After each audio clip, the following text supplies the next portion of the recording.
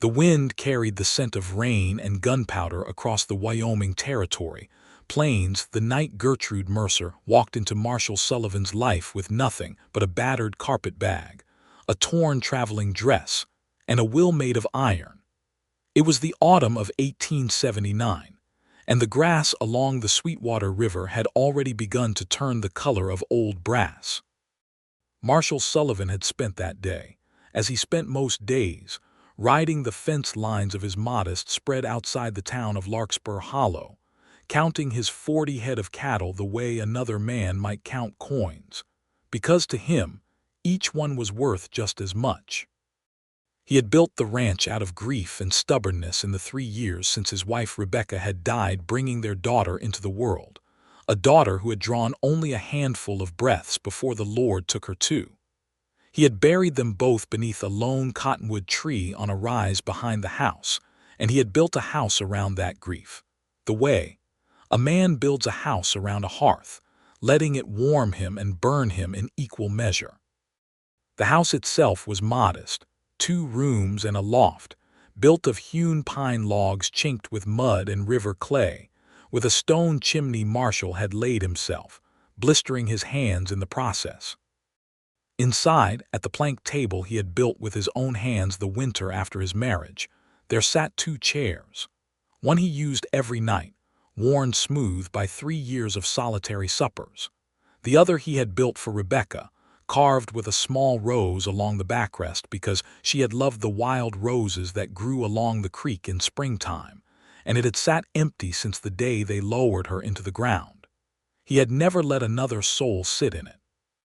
Not his hired hand, Jasper Coyle, not the preacher who came calling with sympathy, not even his own mother when she had visited the year prior. The chair was Rebecca's, and Marshall Sullivan was a man who believed that some things, once given to a person, remained theirs even after they were gone. He did not know, on that gray October evening, that a storm was rolling in from the west, nor that it carried with it a woman who would sit in that chair as though she had been carved to fit it. Gertrude Mercer had come west from St. Louis, Missouri, on the strength of a letter and a promise, both of which had proven to be worth considerably less than the paper they were written on. She was 26 years old, orphaned since the age of 19, when cholera had swept through her family's tenement and taken her mother and father within 4 days of each other, leaving her to fend for herself with nothing but a sewing machine and a stubborn refusal to be pitied. She had worked as a seamstress for 6 years, taking in mending and piecework, living in a boarding house with 6 other women, saving what coin she could, until a newspaper advertisement had caught her eye one gray February morning. Wanted, a God-fearing woman of good character to become wife to a respectable rancher in Wyoming territory. Must be willing to work hard and love honestly.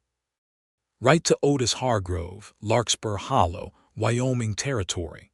She had written back, and Otis Hargrove had written to her 3 times more, each letter growing warmer, each one describing a modest but comfortable ranch house, a garden he hoped she might plant, a life he promised would be quiet but good. She had packed her few belongings, sold her sewing machine to pay for the train fare, and traveled 11 days by rail and coach to reach a town so small it did not even appear on most maps, only to be told by the station master, a kind but weathered old man named Elias Prout, that Otis Hargrove had died of pneumonia 3 weeks before her arrival, and that his brother had already claimed the ranch and sold off the cattle. "I am sorry, miss," Elias Prout had told her, twisting his hat in his hands. "There is a stagecoach coming through in 11 days that could carry you back east if you have the means." She did not have the means. She had spent nearly every dollar she owned to get to Larkspur Hollow, and the thought of returning to St. Louis, to the boarding house, to the endless mending of other people's clothes while her own life frayed at the edges, filled her with a despair so sharp it nearly buckled her knees. But Gertrude Mercer was not a woman who buckled easily. She had learned in the years since her parents' deaths that despair was a visitor one could entertain for an hour, perhaps an evening, but never a houseguest one allowed to stay. "Is there any work to be had in this town?" she had asked Elias Prout, straightening her spine. "There is a rancher a few miles west of here," the old man had said slowly, as though turning the thought over in his mind before he spoke it aloud. "Marshal Sullivan lost his hired man to the gold fields up in the Black Hills not 2 weeks back. He is a decent sort, quiet, keeps to himself since his wife passed. He might have need of a cook or a housekeeper, though I cannot say he would think to hire a woman for it." "Then I shall have to think of it for him," Gertrude had said, and something in the set of her jaw had made Elias Prout smile for the first time since she had stepped off the coach. He had loaned her a mule and given her directions, and she had set out that very afternoon, determined to reach the Sullivan Ranch before dark. She had not accounted for the storm. It came up fast the way storms did on the high plains, a wall of purple-black cloud rolling in from the Wind River Range, swallowing the sun whole and turning the golden grass to iron gray in the space of 20 minutes. The wind picked up first, tearing at her bonnet and her skirts, and then the rain came, cold and sideways, stinging her face like 1,000 tiny needles. The mule, unused to her hand and frightened by the thunder, balked and reared, and Gertrude found herself thrown from its back into the mud, her carpet bag bursting open and scattering her few possessions across the wet grass.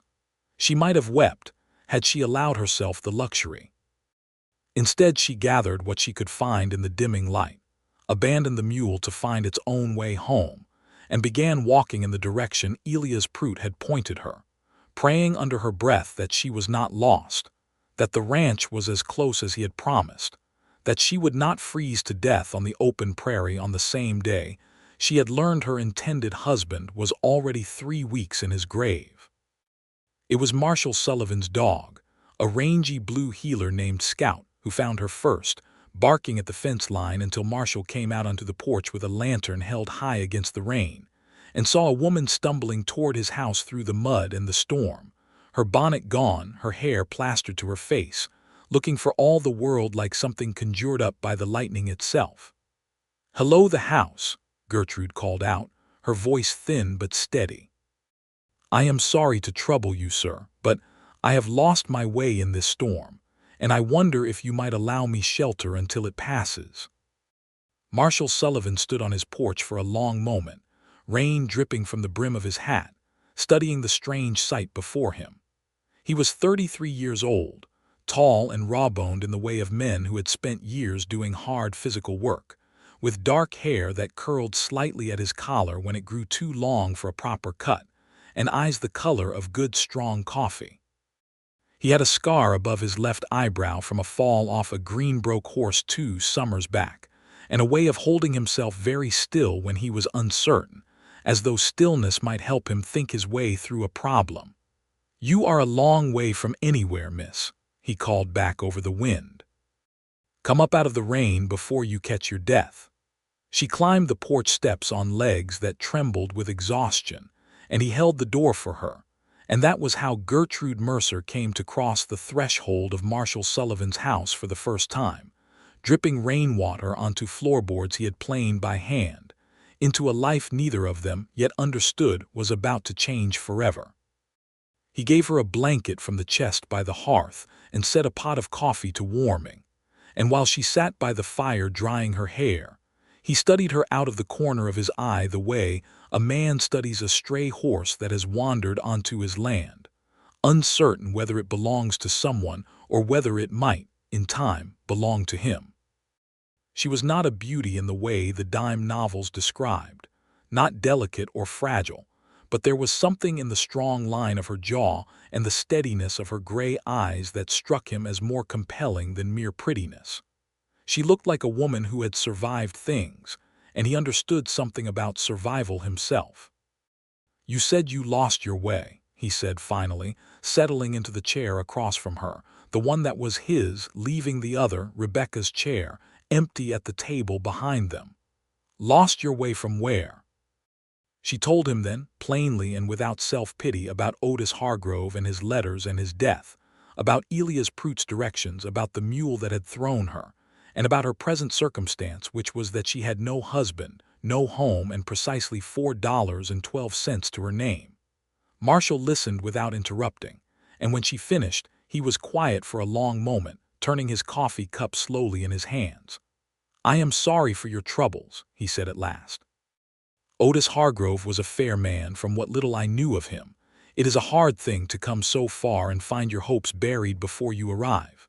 "It is not the first hard thing I have known," Gertrude said, and there was no self-pity in it, only fact. "I expect it will not be the last, but I would be obliged, sir, if you could point me toward some manner of honest work once this storm has passed. I do not intend to be a burden on anyone." Marshall studied her a moment longer. "My hired man left for the Black Hills gold fields a fortnight ago," he said slowly. "I have been managing well enough on my own, but there is more work on a ranch than one man can rightly do, especially with winter coming on and 40 head of cattle to see through it.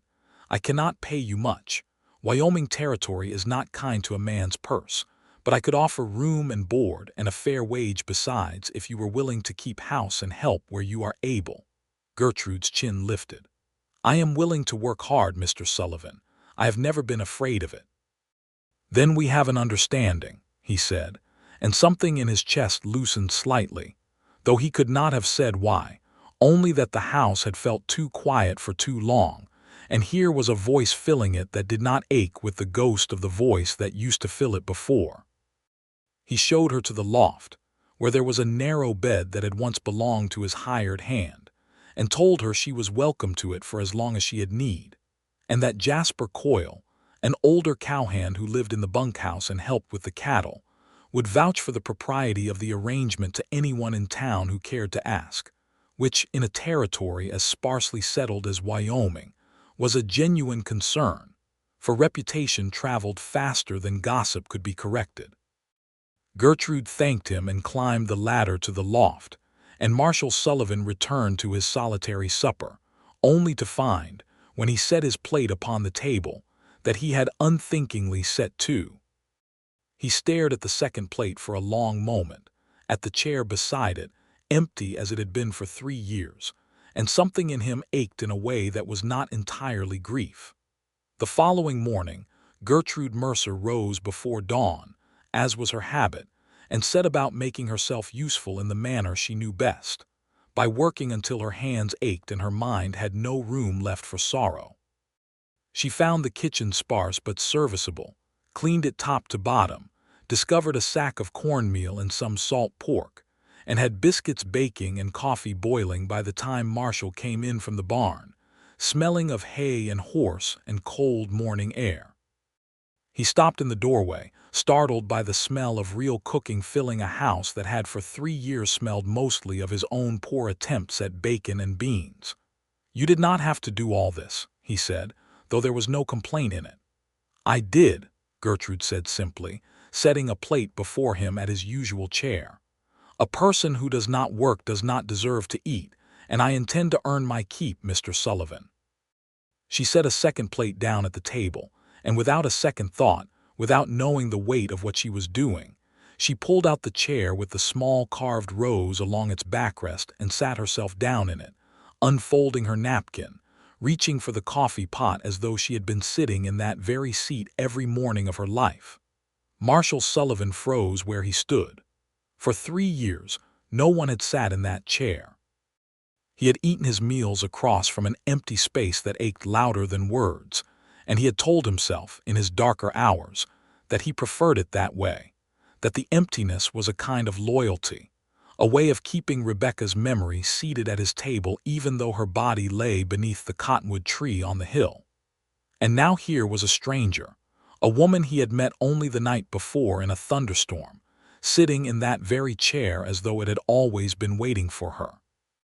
Something hot and complicated rose in his throat, grief and anger and something else entirely that he could not yet name, and for a moment he almost told her to move, almost opened his mouth to explain that the chair was not to be used, that it belonged to someone else, someone who was gone. But Gertrude looked up at him then, her gray eyes clear and unassuming, entirely unaware of the weight of what she had done, and said only, "Will you not sit, Mr. Sullivan? The biscuits will grow cold." And Marshall Sullivan, who had spent 3 years guarding an empty chair like a man guarding a grave, found that he could not bring himself to speak the words that would send her from it.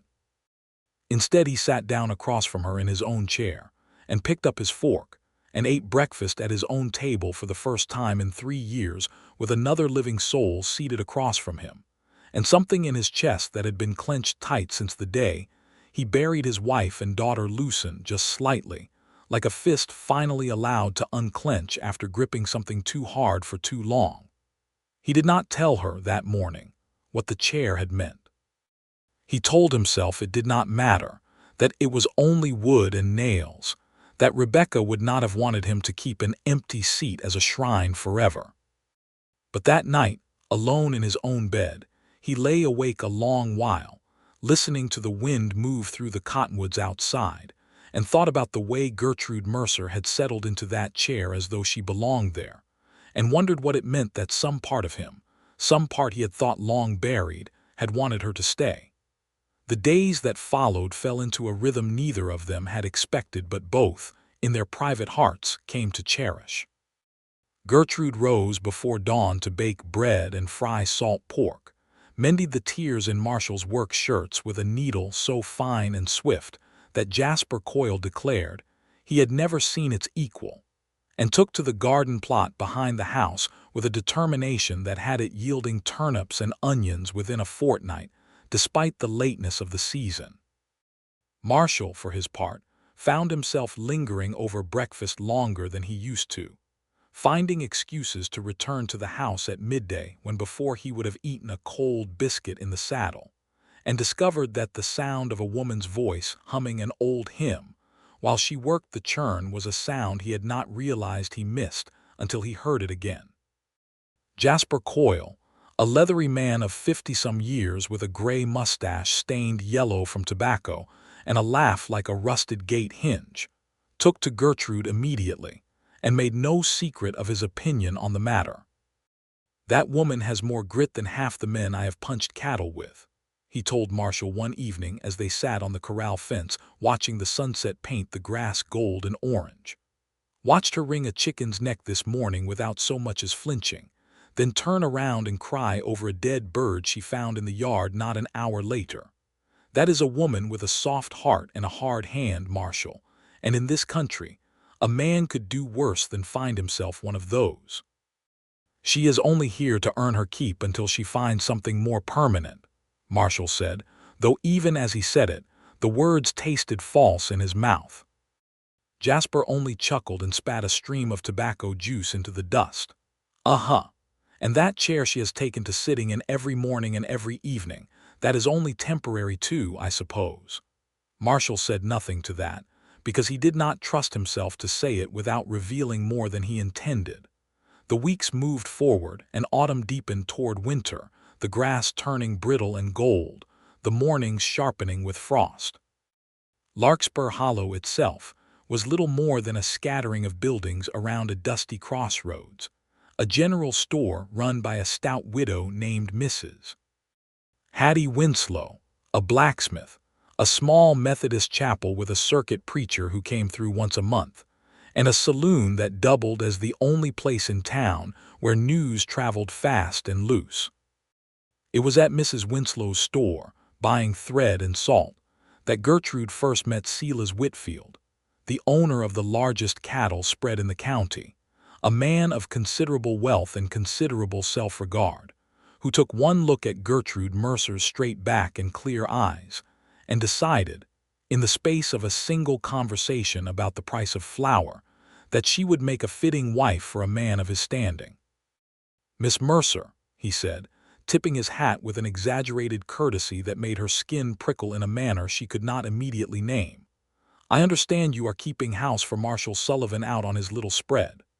"I am," Gertrude said, counting her coins carefully into Mrs. Winslow's palm.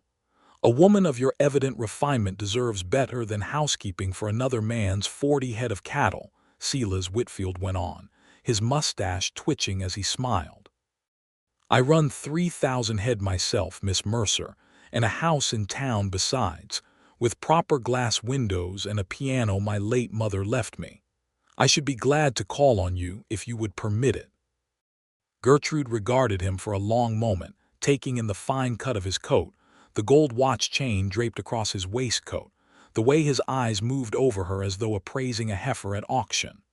"I thank you for the kindness, Mr. Whitfield," she said evenly, "but I find I am quite content with my present arrangement." "Content is a poor substitute for comfortable," Silas Whitfield said, undeterred. "And Marshall Sullivan, God rest his intentions, is a man still married to a grave. You would do well to remember that a woman cannot build a life on another person's ghost." The words struck closer to a truth Gertrude had not yet allowed herself to examine than she cared to admit, and she left the store that afternoon with her thread and salt, and a knot of unease sitting heavy in her stomach, though she said nothing of the encounter to Marshall when she returned to the ranch, not wanting to trouble him with a matter she was not yet certain mattered. But word travels swiftly in small territories, and it was Mrs.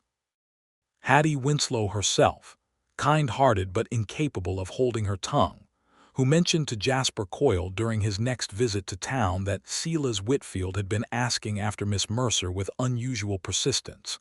And Jasper, never a man to keep information to himself when he judged it important, relayed the whole matter to Marshall Sullivan that same evening, while they mended a break in the north pasture fence. "Whitfield," Marshall repeated, driving a fence post into the ground with more force than the task strictly required. "That man has buried 2 wives already and is looking for a third to manage his household while he counts his money." "Seems to have taken a fancy to our Miss Mercer," Jasper said, watching Marshall's face carefully. "Course, she is not exactly ours to claim, is she? Not unless somebody has said something to make it so." Marshall said nothing, but the muscle in his jaw worked, and he drove the next fence post considerably deeper than necessary. That night at supper, Marshall found himself watching Gertrude across the table with an intensity he tried and failed to disguise. She had taken to wearing her hair in a simple braid these days, practical for the ranch work, and there was a smudge of flour on her cheek she had not noticed. And Marshall thought, with a suddenness that startled him, that he did not want Silas Whitfield or any other man calling on her, that the thought of her sitting across some other man's table in some other man's chair filled him with a jealousy so sharp it nearly stole his breath. "Gertrude," he said, and she looked up, surprised, for he did not often use her Christian name. "Yes, Mr. Sullivan. I understand Silas Whitfield has taken an interest in calling on you." Gertrude's cheeks colored slightly, and she set down her fork. "He mentioned something of the sort at the store. I gave him no encouragement, if that is your concern." "It is not my place to have concerns about who calls on you," Marshall said, though every word of it felt like a lie as it left his mouth. "You are not obligated to me beyond the wages we agreed upon." "No," Gertrude said quietly, holding his gaze across the table, across the space where Rebecca's chair had once sat empty and now held her, warm and present and entirely herself. "I am not obligated to you, but I have not encouraged Mr. Whitfield's attentions because I have no interest in them, and I would think that fact would speak for itself, whether or not it is your place to have concerns."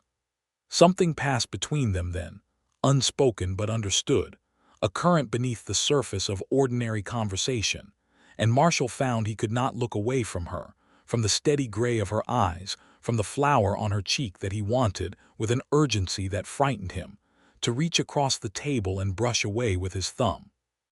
He did not do it, not that night. But something had shifted between them. A door cracked open that neither was yet ready to walk through, and both of them felt the draft of it in the days that followed, in the way their hands brushed a moment too long when she handed him his coffee, in the way he found reasons to be near the house when before he would have stayed in the far pasture until dark. Winter arrived in earnest in late November, sweeping down from the Wind River Range in a series of storms that tested every fence post and every seam of the roof. It was during one such storm, a blizzard that howled for 2 days straight and buried the corral fences under 3 feet of snow, that Marshall Sullivan discovered how much he had come to depend on the presence of Gertrude Mercer in ways that went far beyond hot meals and mended shirts.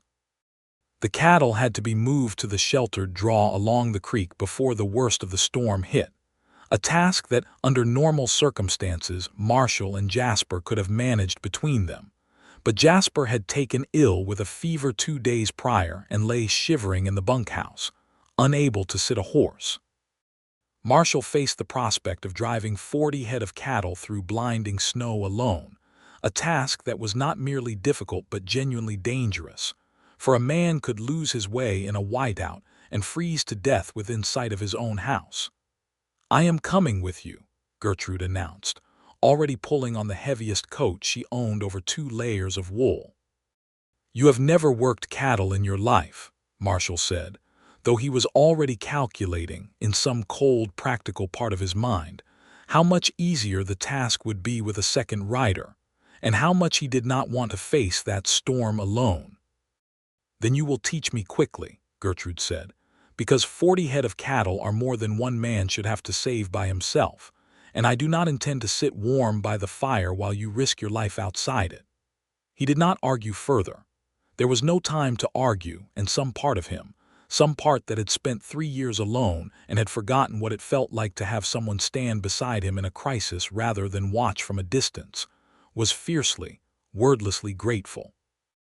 They rode out together into a world gone white and roaring, the wind screaming across the open plain with a violence that stung any exposed skin like fire, and Marshall shouted instructions over the howling gale, teaching Gertrude in the space of desperate minutes how to read a cow's movement, how to use her voice and the flank of her horse to turn the herd, how to keep her bearings by the shape of the land, even when the sky and the ground blurred into a single blinding sheet of white.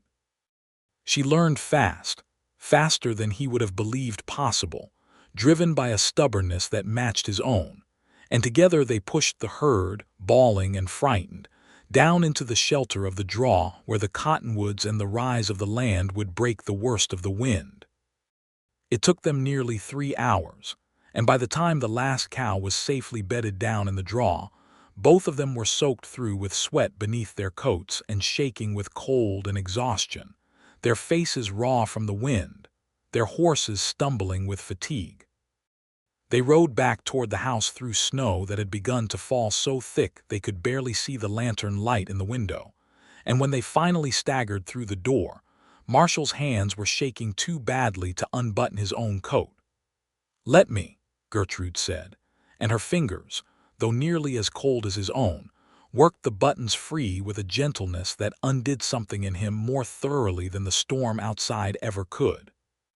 "You saved those cattle," Marshall said, his voice rough, whether from the cold or from something else he could not have said. "I could not have done it alone. I would have lost half the herd or lost myself trying." "We saved them together," Gertrude corrected him, and there was something fierce and proud in her voice that made him look at her properly, really look at her, snow melting in her dark hair, her cheeks flushed raw from the wind, her eyes bright with the exhilaration of having faced something dangerous and won. He did not remember afterward which of them moved first. Perhaps it did not matter. What mattered was that a moment later his hands were framing her face, and hers were fisted in the front of his coat, and he was kissing her with a desperation born of 3 years of loneliness finally breaking open, and she was kissing him back with a fierceness that spoke of a woman who had decided, in that instant, that she was done waiting for life to offer her happiness and intended to seize it with both hands. When they finally broke apart, both breathing hard, snow still melting from their hair onto the floorboards, Marshall pressed his forehead to hers and said, in a voice barely above a whisper, "I did not intend for this to happen." "Neither did I," Gertrude said. "But I find I am not sorry that it has." "Rebecca," he began and stopped, the name catching in his throat. Gertrude drew back slightly, searching his face. "You do not have to explain her to me, Marshall. I know the shape of your grief. I have seen it in the way you look at that hill behind the house, and I would never ask you to set it aside as though it never mattered. But grief and love are not always enemies. Sometimes they can share a house if a person allows it." "Is that what we are doing?" he asked. "Sharing a house." "I think," Gertrude said slowly, "that we have been sharing more than a house for some weeks now, Marshal Sullivan, and I think you have known it as well as I have, even if neither of us has said so aloud until tonight." He kissed her again then, softer this time, and something in the house itself seemed to settle, as though the walls that had held so much silent grief for 3 years were finally exhaling. The storm passed after 2 more days, leaving the world blanketed in white and the creek frozen at its edges, and life on the ranch settled into a new rhythm that neither Marshall nor Gertrude spoke of directly, but both understood had changed irrevocably. He found reasons to touch her hand when he passed her in the kitchen. She found herself humming more often, her hymns turning, without her quite noticing, into softer, more private tunes. Jasper Coyle, recovering from his fever, took one look at the two of them across the supper table one evening, and declared to no one in particular that he had never seen two people try so hard to look like nothing had changed between them while failing so spectacularly at the attempt. But not everyone in Larkspur Hollow was pleased by the turn of events. Silas Whitfield, upon learning through the reliable channel of Mrs. Hattie Winslow's gossip that Gertrude Mercer had grown considerably closer to Marshall Sullivan than a mere housekeeper ought to be, took the news with the poor grace of a man unaccustomed to being refused anything he wanted. He arrived at the Sullivan Ranch on a crisp December morning, mounted on a fine bay gelding, with the evident purpose of settling the matter to his own satisfaction. "Sullivan," he said, not bothering to dismount, looking down at Marshall from the height of his saddle with the particular arrogance of a wealthy man addressing a poorer one, "I understand you have taken a liking to my intended." "Your intended," Marshall repeated evenly, setting down the axe he had been using to split firewood, "is a phrase that implies an agreement Miss Mercer has never made as far as I am aware." "She will come to her senses in time," Silas said. "A woman needs security, Sullivan, and you can offer her 40 head of cattle and a 2-room shack. I can offer her 3,000 head and a proper house with glass in the windows." "Then you had best ask her yourself what she values," Marshall said, his voice deceptively calm though his hands had curled into fists at his sides. "Because I have found that Gertrude Mercer is not a woman who can be bought, Whitfield, and I would think a man of your supposed intelligence might have figured that out by now." It was at that moment that Gertrude herself emerged from the house, drawn by the sound of voices, and took in the scene with a single sweeping glance, the tension in Marshall's shoulders, the smug certainty on Silas Whitfield's face. "Mr. Whitfield," she said, walking down the porch steps with the same unhurried dignity she brought to every task, "I believe I made my feelings clear to you at Mrs. Winslow's store some weeks past. I have no interest in your proposal, now or in the future, and I would be obliged if you would cease referring to me as though I were a piece of property to be negotiated over between the two of you." Silas Whitfield's face reddened. "You would choose 40 head of cattle and a dead woman's chair over everything I can offer you." The words landed like a slap, and for a moment nobody moved. Gertrude's eyes flashed, but it was Marshall who spoke first, his voice low and dangerous in a way Gertrude had not yet heard from him. "You will get off my land, Whitfield, and you will not speak of my late wife again, not in my presence and not in anyone else's, or I will forget my manners in a way you will find considerably less pleasant than this conversation."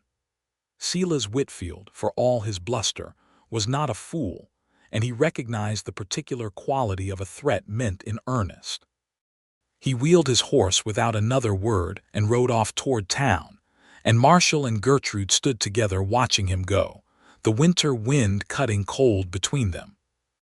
"I am sorry he spoke of Rebecca that way," Gertrude said quietly, once the sound of hoofbeats had faded. "He spoke of her to wound you, not to honor her," Marshall said, "and I would rather he had struck me than said such a thing in front of you."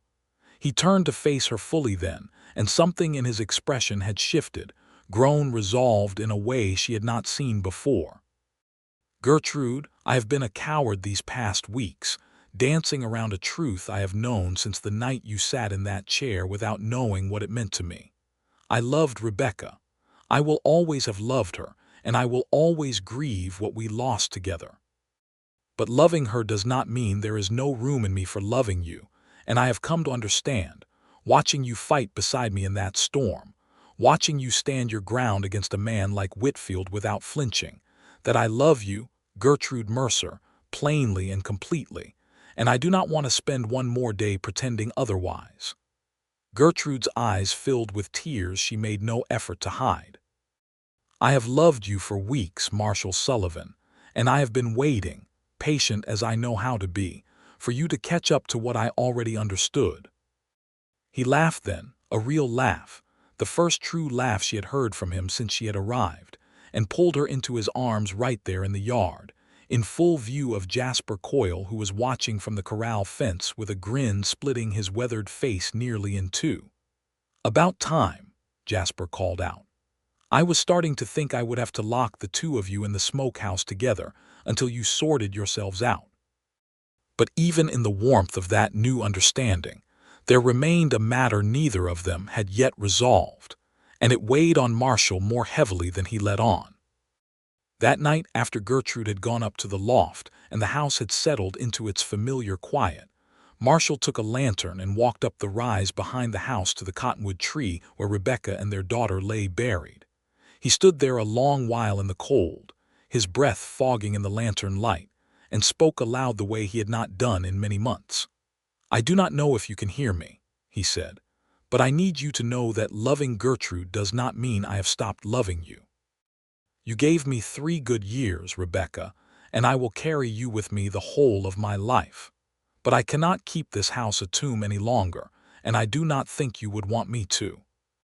You always said I was too stubborn for my own good, and I expect you are laughing at me right now, wherever you are, for taking 3 years to understand what you probably knew the moment that woman walked through our door." He wiped his eyes with the back of his glove, feeling foolish and unburdened all at once. "I am going to ask her to marry me. I wanted you to know first."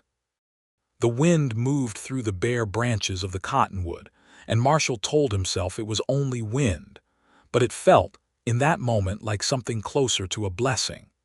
He did not ask her that night, nor the next, wanting to choose his moment with the same care he had once chosen the words for Rebecca's headstone.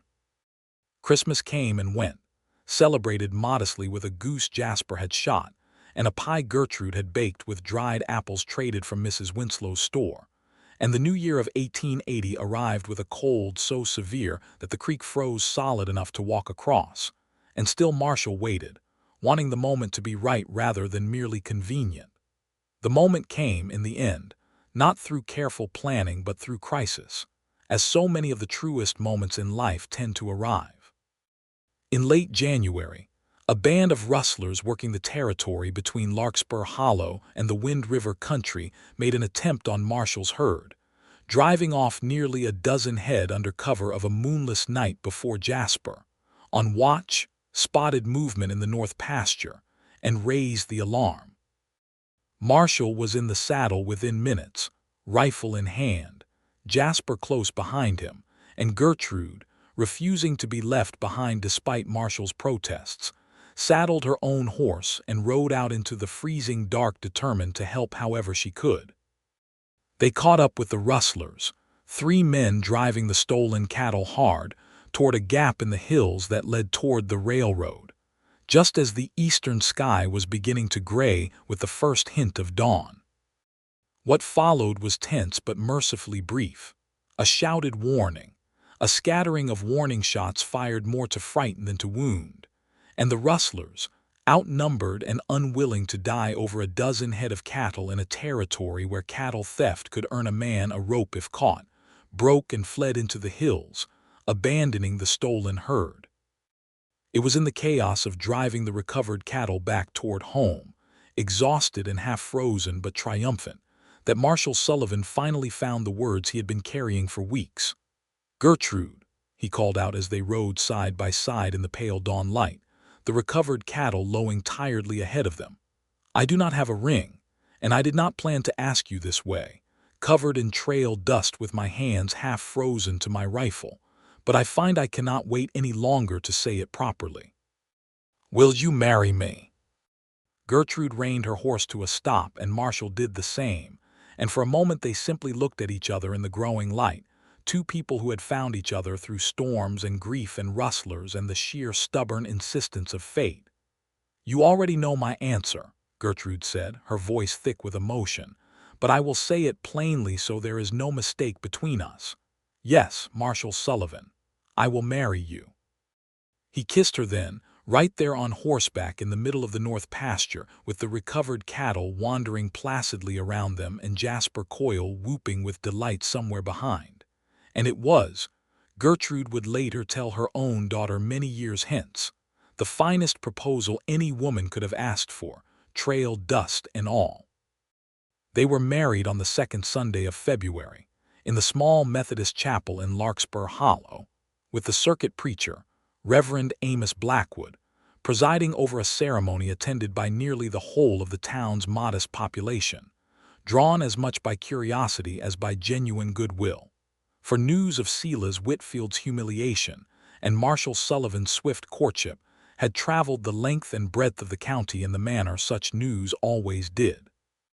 Mrs. Hattie Winslow wept openly through the vows, declaring to anyone who would listen that she had known from the very first day Gertrude Mercer arrived in town that something significant was destined to come of it. Jasper Coyle stood as Marshall's witness, having polished his boots for the occasion for the first time in recollection, and wept nearly as freely as Mrs. Winslow when Marshall slipped a simple gold band, purchased with 3 months of careful saving, onto Gertrude's finger. Gertrude wore a dress she had sewn herself from fabric traded at Mrs. Winslow's store, pale blue with a modest collar, and carried a small bouquet of dried wildflowers gathered the previous autumn and pressed carefully between the pages of her Bible against just such an occasion. For she had allowed herself, even in the depths of her uncertainty after Otis Hargrove's death, to hope that love might still find her somewhere in the wide, unfamiliar territory she had traveled so far to reach. When Reverend Blackwood pronounced them man and wife, and Marshall kissed his bride before the assembled congregation of Larkspur Hollow, something settled in both their hearts that had been unsettled for years, in his case since Rebecca's death, in hers since the death of her parents had first taught her that safety and love were not things the world guaranteed to anyone, that a person had to build them with their own hands, plank by plank, the way Marshall had built his table and his chairs.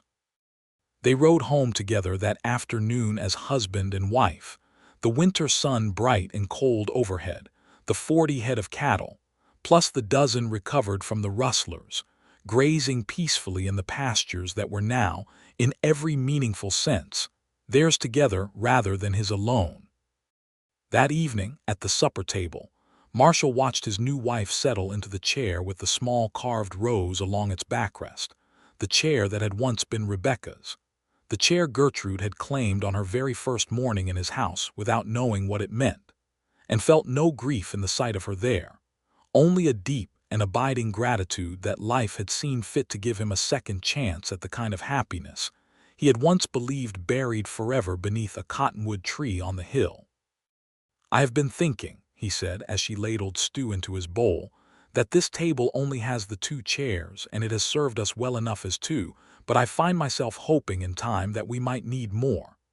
Gertrude looked up at him, understanding immediately what he meant, and smiled, a smile that had nothing tentative left in it, only certainty and warmth. I have been hoping the very same thing, Marshall Sullivan, she said. Though I would suggest we might start with 1 more chair, before we commit to building an entire new table. He laughed and reached across the space between them to take her hand, and they ate their supper that evening the way they would eat countless suppers in the years to come, together, unhurried, grateful for the ordinary miracle of a shared table and a shared life. The years that followed were not without their hardships, for Wyoming territory in the 1880s was not a gentle place, and the life of a rancher's wife demanded a resilience that Gertrude proved, again and again, she possessed in abundance. There were droughts that thinned the grass and tested the herd, and one particularly severe winter in 1881 that took nearly a quarter of the cattle in the county.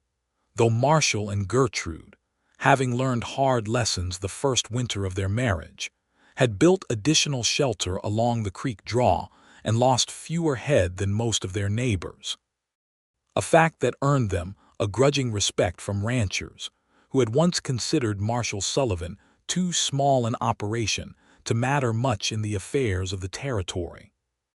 There was, too, a period of genuine sorrow when Gertrude lost a child in her second year of marriage, a miscarriage that came suddenly and left her weak and grieving for months afterward, a loss that drew her and Marshall closer together rather than apart, for he understood grief in a way few husbands could, having buried a wife and daughter of his own, and he held Gertrude through the worst of those long nights with a tenderness that reminded her, again and again, of why she had chosen him, and why she had never once regretted the choice.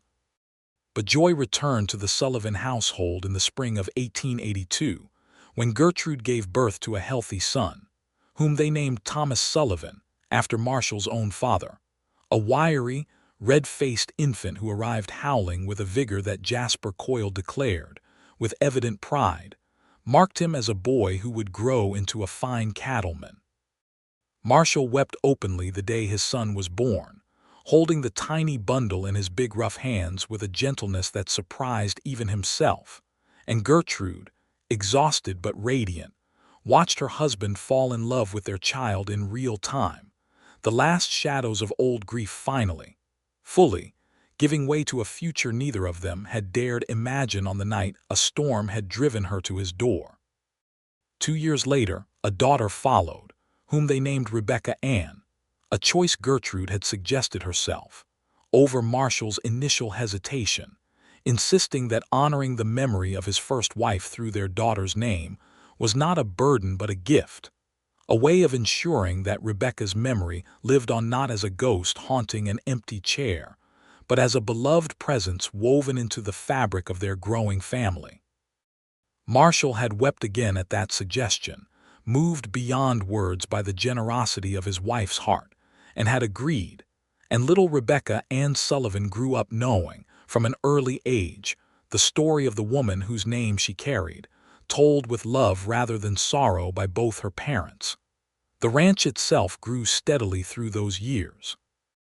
What had been 40 head of cattle when Gertrude first arrived became, by 1885, nearly 200 head. The herd expanded through careful breeding and the addition of new pasture land purchased from a neighboring rancher who had given up on the harsh Wyoming winters and returned east.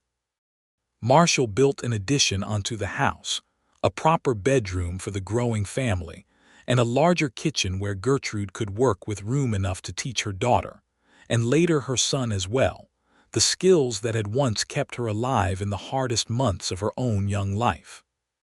The table itself grew too, rebuilt by Marshall's own hands to seat 6 comfortably, with new chairs added as the family expanded, though the original chair, the one with the small carved rose, remained at the head of the table where Gertrude always sat, a quiet monument to the woman who had come before and the woman who had come after, both honored in the same simple piece of furniture. Jasper Coyle remained with the family for the rest of his working years, growing gray and slower, but never less beloved, teaching young Thomas to ride almost before the boy could properly walk, and telling anyone who would listen the story of the night Gertrude Mercer had ridden out into a blizzard to save 40 head of cattle and had come home, as far as Jasper was concerned, with considerably more than she had left with. Silas Whitfield, for his part, eventually married a widow from Cheyenne with a substantial inheritance of her own, and while he never entirely warmed to Marshall Sullivan, the two men learned over the years to coexist with the wary civility common among ranchers who shared grazing rights and cattle drive routes, and Silas never again spoke ill of Rebecca Sullivan's memory, having learned, through the humiliation of that winter morning years before, precisely how far Marshall Sullivan's patience extended and precisely where it ended. Larkspur Hollow itself grew in those years too, as the territory around it filled with new settlers drawn west by the promise of cheap land and the railroad's steady expansion. Mrs. Hattie Winslow's store grew into a proper mercantile, and a second church was built to accommodate the growing congregation. And by the time Wyoming achieved statehood in 1890, the town boasted a schoolhouse, a proper doctor, and a population large enough to support two competing saloons, though the Sullivan family, by then well established as one of the more respected ranching families in the county, had little cause to frequent either. It was in that schoolhouse, in fact, that a moment occurred some years later which Gertrude would always count among the proudest of her life. Wyoming Territory had granted women the right to vote in 1869, the first such grant in the nation, a fact that had always filled Gertrude with a fierce pride even in the years when she had arrived with nothing but a carpet bag and a broken engagement to her name.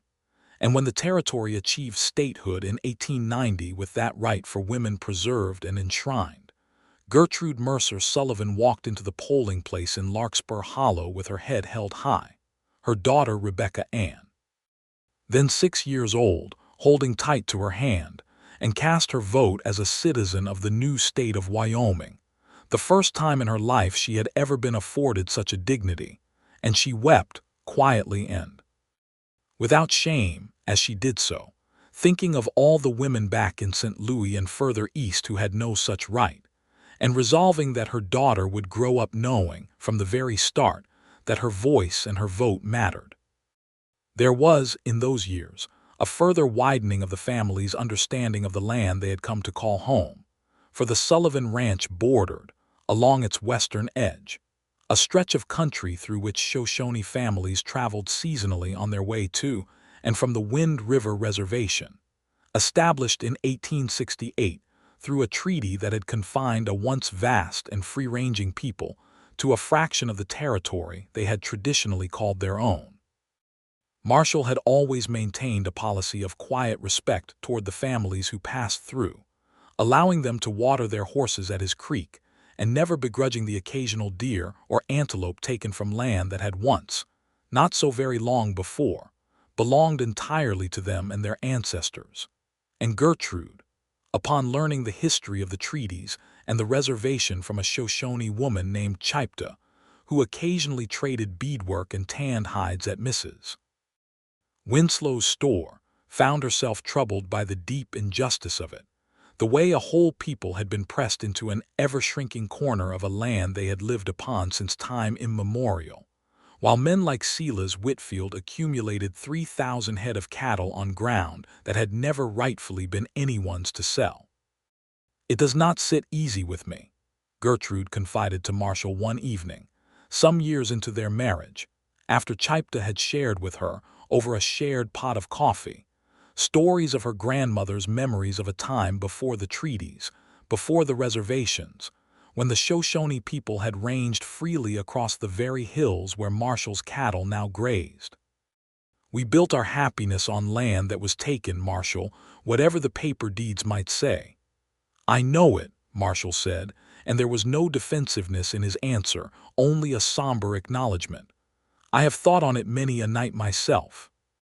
"I cannot undo what was done before either of us was born, Gertrude, but I can make certain that so long as this is our land, the door and the water here remain open to those who need it, and I can raise our children to know the truth of how this territory came to be settled, rather than some prettier version of it that leaves out the cost."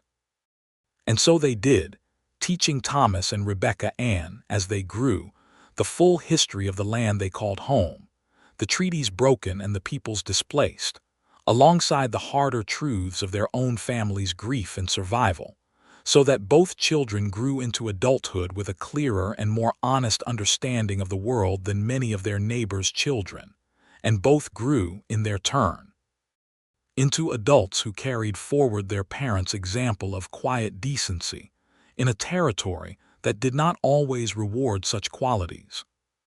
By 1895, the Sullivan Ranch had grown to nearly 400 head of cattle, respectable though never so large as Silas Whitfield's sprawling operation. And Marshall, now approaching 50, had begun to hand over more of the day-to-day work to Thomas. Then a strapping young man of 13, already showing the makings of a fine cattleman, while he himself took greater pleasure in slower pursuits, tending the garden Gertrude had first planted in her earliest days on the ranch. Now grown into a proper orchard of apple and plum trees that provided fruit enough for pies throughout the autumn and preserves throughout the winter. Gertrude, for her part, had become something of a local figure of quiet authority in Larkspur Hollow, known for her skill with a needle and thread, which she used not only for her own family's clothing, but to help outfit brides and mothers throughout the county who could not afford a proper dressmaker, and known too for the small library of books she maintained in her front room, purchased slowly over the years through mail-order catalogs, which she lent freely to any neighbor's child eager to read. Having never forgotten her own hunger for learning during the hard years after her parents' deaths. It was on a warm evening in the summer of 1899, nearly 20 years after that first storm-driven arrival, that Marshall Sullivan found his wife sitting on the porch steps watching their 2 children, now grown nearly to adulthood, ride out toward the creek with Jasper Coyle, gray-haired but still spry, trailing behind them on his old mare, and something in the scene moved him so deeply that he sat down beside her without a word and simply took her hand. "Do you remember," he said, "the night you walked into my house soaked to the bone, and I did not know what to do with a stranger claiming shelter?" "I remember," Gertrude said, smiling, watching the last light of the day gild the grass gold and orange, the same colors that had greeted her on that very first evening.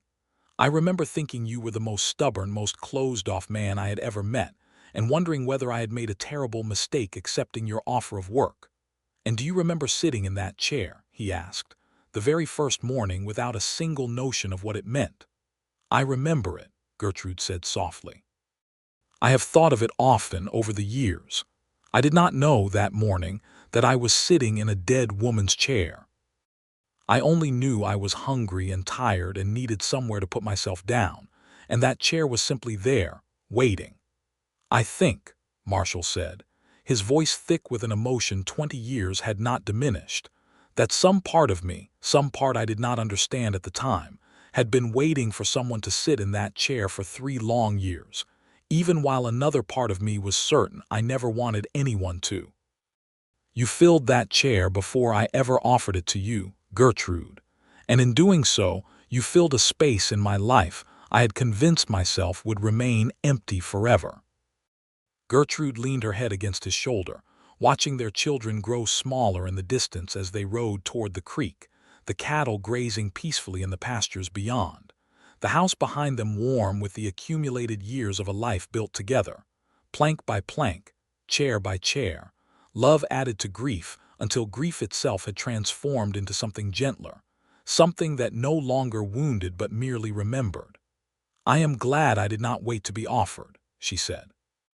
"I have found in this life that the things worth having are rarely offered freely. Sometimes a person simply has to sit down and claim them." They sat together on the porch steps until the sun sank fully below the horizon, and the first stars emerged over the Wind River Range. 2 people who had found each other through storm and grief and stubborn hope, who had built, from 40 head of cattle and 1 empty chair, a life full enough to overflow into 2 children, a thriving ranch, a marriage that had weathered droughts and blizzards and rustlers and the slow, inevitable passage of years, and had grown only stronger for every trial it had faced. Thomas Sullivan would go on, in the years that followed, to expand the family ranch further still, eventually running it alongside his own wife, a schoolteacher's daughter from Cheyenne he met at a county fair, and courted with the same patient determination his father had once shown his mother. Rebecca Ann Sullivan would grow into a young woman known throughout the county for her skill with horses, rivaling even her uncle Jasper's legendary abilities, and would eventually marry a young rancher from the Wind River country, carrying forward, in her own turn, the values of honesty and hard-won love her parents had instilled in her since childhood. Jasper Coyle lived out his final years on the Sullivan Ranch, refusing every offer of retirement, dying peacefully in his sleep in the bunkhouse in the winter of 1903 at the age of 74, mourned by the whole family as though he had been born a Sullivan himself, rather than simply chosen to become one through decades of loyal service and genuine love. Marshall and Gertrude Sullivan grew old together on the ranch that had once held 40 head of cattle and one empty chair, watching it grow into a legacy that would carry their name and their story forward for generations, told and retold at family gatherings for years to come. The story of a storm, a stranger, and a chair that had been waiting, all along, for exactly the right woman to fill it.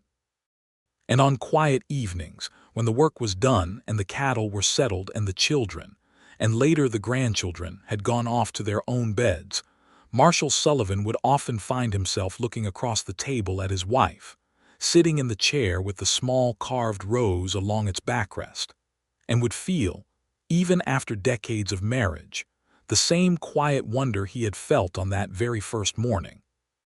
Watching a stranger claim a seat she had no way of knowing was the most important seat in his entire life, and filling it so completely, so naturally, that he had never once, in all the years since, been able to imagine that chair, or his life, belonging to anyone else.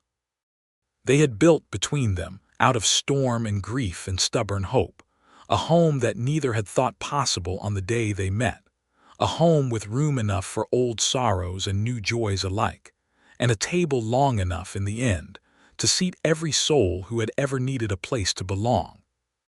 And when Marshall Sullivan closed his eyes each night beside the woman who had once walked uninvited into his life, and simply, quietly, made herself a permanent part of it, he thanked whatever providence had sent a storm rolling across the Wyoming plains on that particular October evening in 1879. For delivering to his door the one person in all the world capable of teaching him that an empty chair need not remain empty forever. So long as a person was brave enough to let love walk through the door, sit down and stay.